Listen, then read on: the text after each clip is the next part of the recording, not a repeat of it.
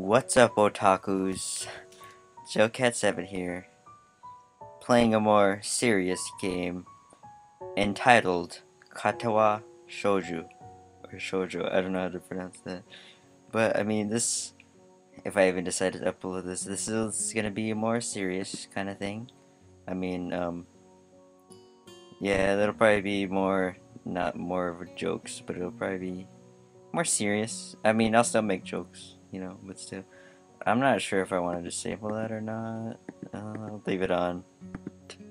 I'm not a pervert. Whatever. You're a pervert. Skip unread text. Keep skipping after. I don't know what that means. I'm gonna make this a little bit faster. Auto mode delay. Music volume. Oh, I already.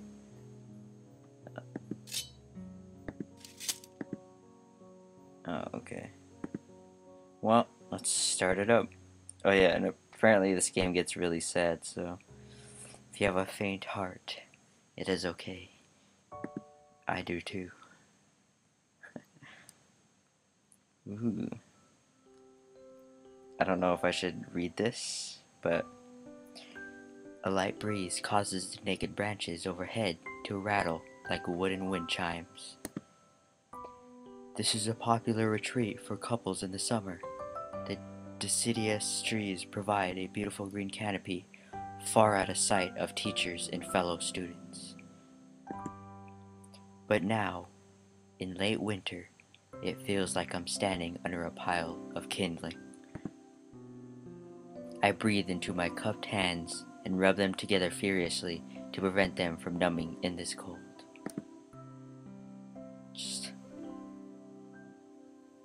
Just how long am I expected to wait here anyway? I'm sure the note said 4 p.m. Ah yes, the note slipped between the pages of my math book while I wasn't looking. As far as cliches go, I'm more of a fan of the letter in the locker, but at least this way shows a bit of initiative. I didn't say that right. As I ponder the meaning of this note, the snowfall gradually thickens. The snowflakes silently falling from the white painted sky are the only sign of time passing in this stagnant world. Their slow descent upon the frozen forest makes it seem like time has slowed to a crawl. The rustling of dry snow underfoot startles me, interrupting the quiet mood. Someone is approaching me from behind. Hisao, you came? A hesitating, barely audible question. However, I recognize the owner of that dainty voice instantly. I feel my heart skip a beat. It's a voice I've listened to hundreds of times, but never as more than an eavesdropper to a conversation. I turn to face this voice, the voice of my dreams, and my heart begins to race.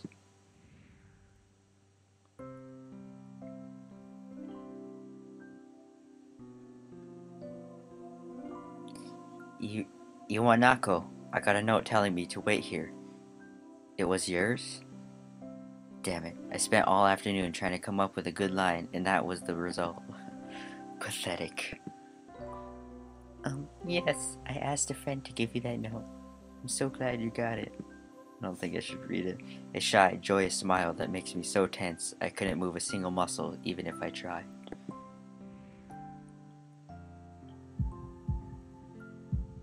Ooh.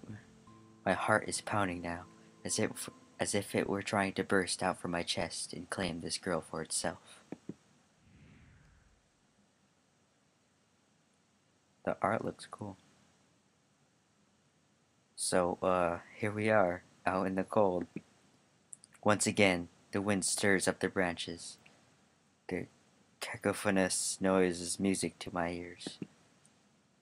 Iwanako flinches ever so softly against the gust of wind. As it passes, she rights herself, as if supported by some new confidence. Her eyes lock with mine, and she lazily twirls her long, dark hair around her finger. All the while, the anxious beating of my heart grows louder. My throat is tight. I doubt I could even force a word out if I tried. You see, I wanted to know if you'd go out with me. Aw, shit! go, baby! Okay, sorry. I stand there, motionless, save for my pounding heart. I want to say something in reply, but my vocal cords feel like they've been stretched beyond the breaking point. Hisao? I reach up to try to massage my throat, but this only sends spikes of blinding pain along my arms. Hisao? Oh shit. My whole body freezes, save for my eyes, which shoot open in terror. Oh fuck. I thought this was love, not fucking heart attack. Hisao! The beating in my chest suddenly stops, and I go weak in the knees, at the knees. The world around me, the canopy of bare branches, the dull winter sky, Iwanako running towards me, all these fade to black. The last things I remember before slipping away are the sounds of Iwanako screaming for help and the incessant clatter of the branches above. Oh my god, that sucks, bro. Dude, if that happened, that's like fucking... That's like worse than a friend zone. That's like fucking worst day of my life. Like, what the fuck? I'm just gonna like fit my own head into the main character, so I'm gonna pretty much be him. So yeah, that's how fucked up. I'm his like crazy self-conscious. So yeah, pretend like I'm that guy's crazy self-conscious. So yeah, that's pretty fucked up, dude. Oh my god, I love the art. It's so nice. Music. Sorry, I probably should be reading. Or, well, whatever. So apparently, I guess we're in a hospital. Oh yeah, if you see my mouse. Is that a... what the hell? What the fuck is this? What the hell is this shit? Okay. And time is ticking away. This reminds me of like Persona or something. Even though it's obviously this is a free game. You can download it. I'll put a link in the description. But you can download this, and it is it was a fan. Well, not a fan made. It was like a game made by like what they call themselves as amateurs. But so far, it's pretty good. Okay, sorry. It's been 4 months since my heart attack. Look at that fucking. In that whole time, I could probably count the times I left this hospital room unsupervised on one hand. 4 months is a pretty long time when you're left alone with your thoughts. I'm gonna make his voice a little bit deeper. So, I've had plenty of time to come to terms with my situation. Arrhythmia. A strange word. A foreign, alien one. One that you don't want to be in the same room with. A rare condition. It causes the heart to act erratically and occasionally beat way too fast. It can be fatal. Apparently, I've had it for a long time. They said it was a miracle that I was able to go on so long without anything happening. Is that really a miracle?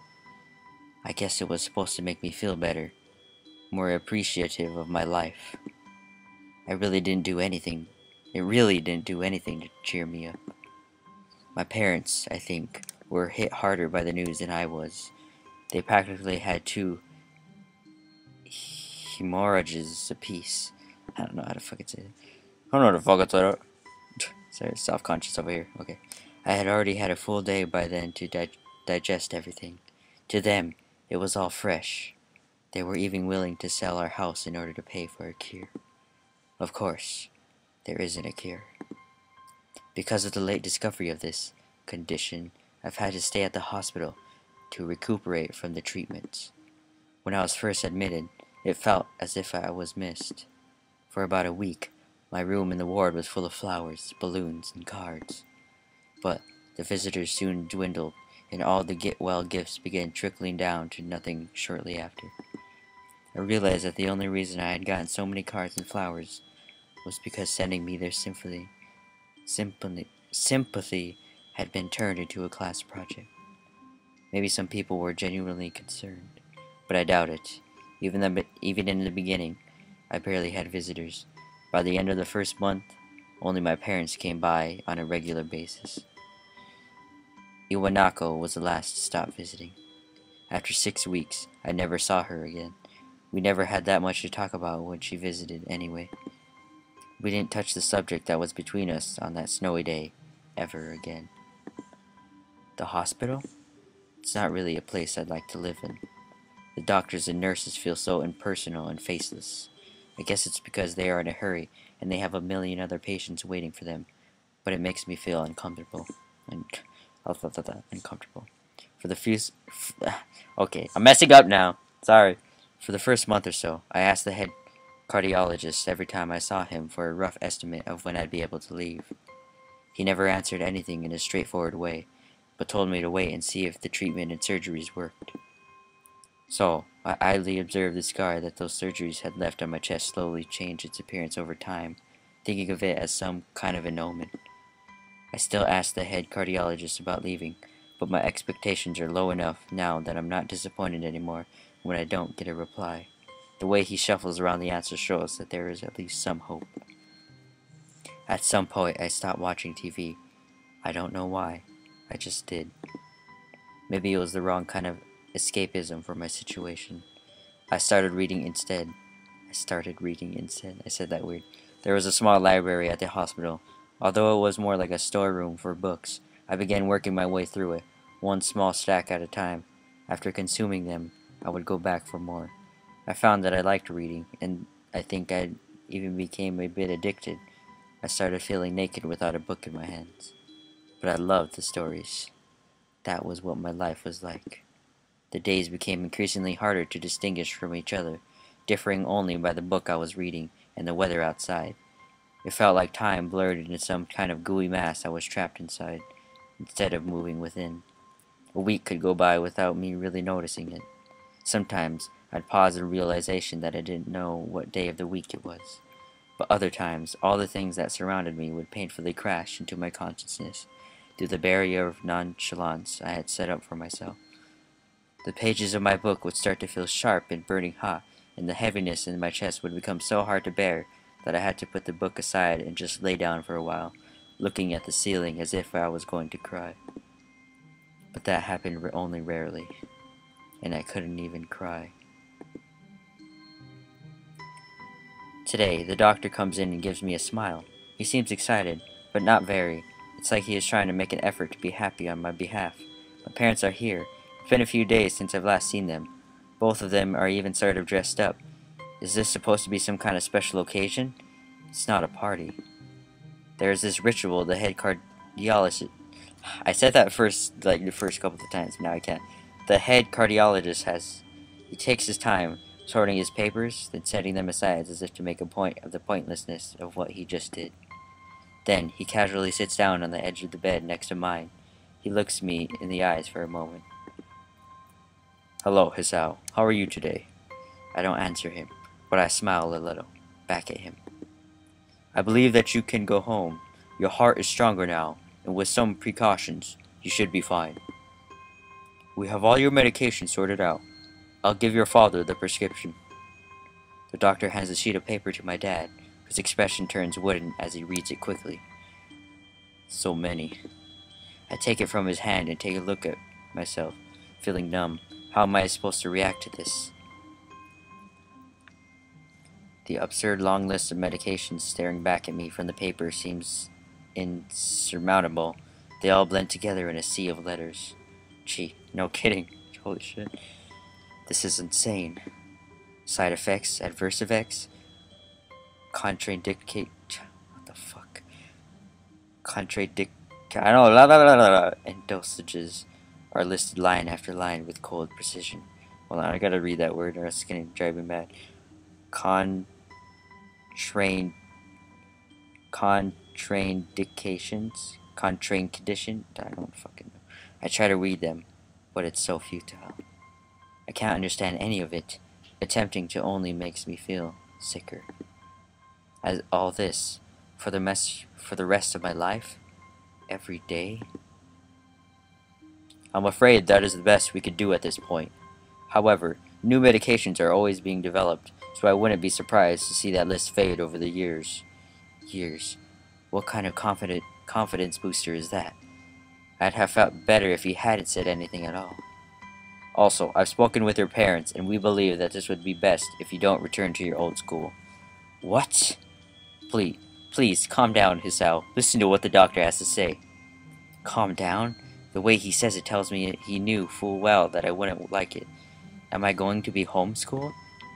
Whatever my concern shows, it's ignored. We all understand that your education is paramount. However, I don't think that it's wise for you to be without supervision. At least not until we're sure that your medication is suitable. So, I've spoken to your parents about a transfer.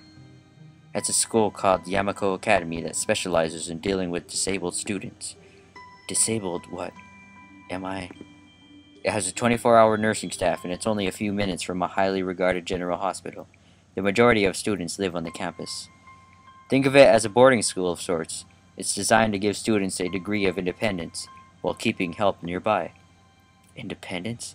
It's a school for disabled kids. Don't try to disguise that fact. If it was really that free, there wouldn't be a 24-hour nursing staff, and you wouldn't make a hospital being nearby a selling point. Of course, that's only if you want to go, but your mother and I aren't really able to homeschool you. We went out there and had a look a couple of weeks back. I think you'd like it. Looks like I really don't have a choice. Compared to other heart problems, people with your condition usually tend to live long lives. You'll need a job one day, and this is a good opportunity to continue your education. This isn't an opportunity. Don't call it an opportunity. Don't call it a goddamned opportunity. Well, you should be excited at the chance to go back to school. I remember you wanted to return to school, and while it's not the same one, the special school, that's an insult. That is what I want to say. It's a step down.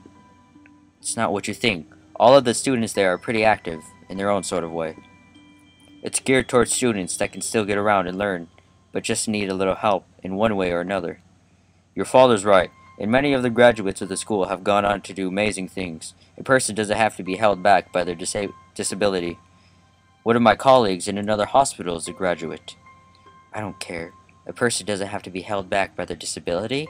That's what a disability is. I really hate that something so important was decided for me, but what can I do about it? A normal life is out of the question now. It's funny, I had always thought my life was actually kind of boring, but now I miss it. I want to protest. I want to blame this lack of reaction on shock or fatigue. I could easily yell out something now. Something about how I could go back to school anyway. But, no. I don't say anything. The fact is that I know now it's futile. I look around the room, feeling very tired of all of this. The hospital, doctors, my condition, everything. I don't see anything that would make me feel any different. It really isn't a choice. I know this.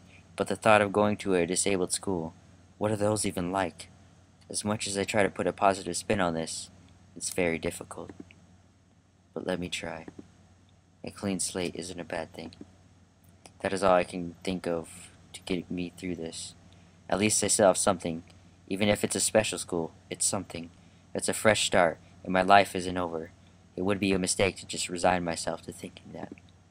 At the very least, I'll try to see what my new life will look like.